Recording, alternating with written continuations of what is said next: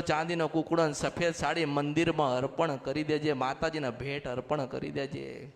અને માને કહેજે કે માં બહુચર મારા દીકરાને કરન તો તું હારું કર.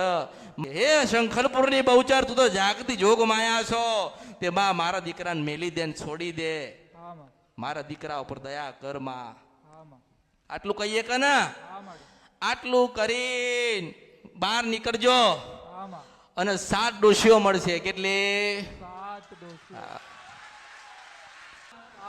7.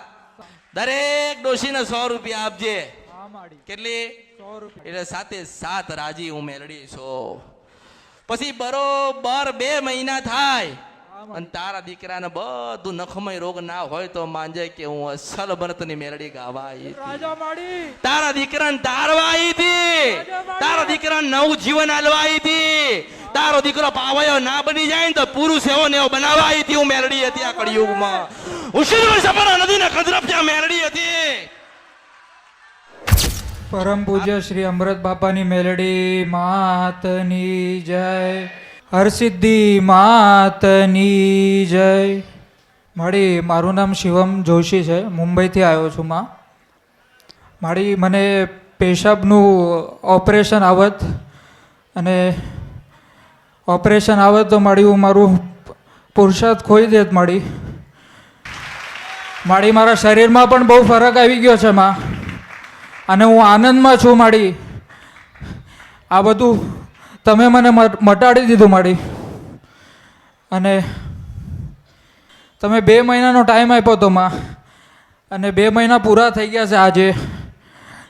અને મને બધું જ સારું થઈ ગયું છે અને મારી પીડાથી મુક્ત થયો છું. તમારા સાનિધ્યમાં આવીને જે તકલીફ હતી એમાંથી દૂર થયા, જીવન નવું મળ્યું. પટેલ એવું કહેવાય ને?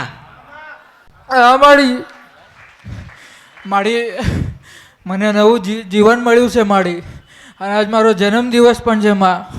એટલે તો કીધું કે નવું જીવન મળ્યું. તમે કીધું તું શંકરપુર જજે અને બહાર નીકળજે તો 7 ડોસી મળશે તને. 7 ડોસી મળ્યા હતા મને. મને 7 ડોસી મળ્યા હતા. 7 ડોશી મળ્યા. પૈસા આપ્યા, દક્ષિણા આપ્યા, 100 રૂપિયા આપ્યા હતા. દક્ષિણા આપ્યા, લીધા મેરડીએ. ત્યાં આશીર્વાદ આપું છું. કેમ તમે વિચાર કરો, દુઃખ લઈને તમે બંબઈ થી આયા.